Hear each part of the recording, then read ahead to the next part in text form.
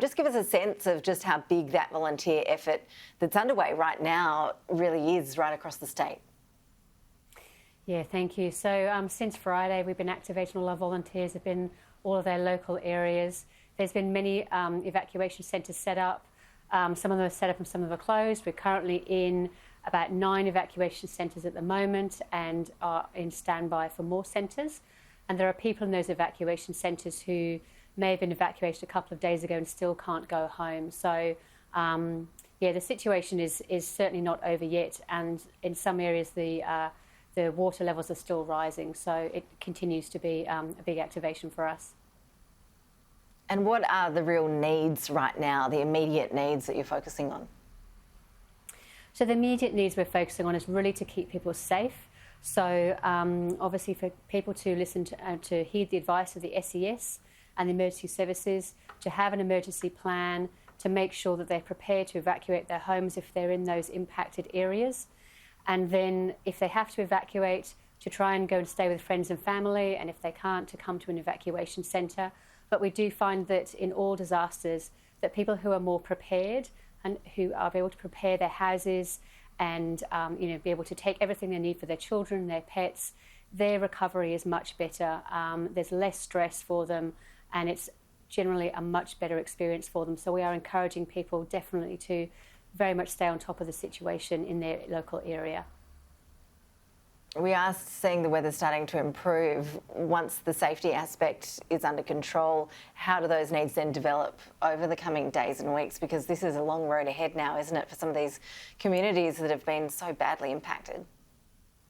Yeah, you're right. It is definitely going to be a long road. And the hardest thing will be for people to return to their homes, and for those people who find their homes have been inundated and they've lost possessions, there's a lot of damage, there's a huge clean-up operation that will need to go on. So we're certainly really encouraging people to look after themselves, to reach out for mental health support. Red Cross volunteers are all trained in psychological first aid at the evacuation centres. Also, we have a lot of good resources on our website to help people prepare to return back to their homes, and also advice in terms of clean-up, what to do, how to, dry out things, how to salvage photos and all those kind of things. It's going to be quite a difficult time, and obviously then a lot of people will have lost a lot of possessions, and also we know that a lot of farmers are concerned about loss of livestock as well and animals. So I think that the hardest piece of this disaster recovery is yet to come.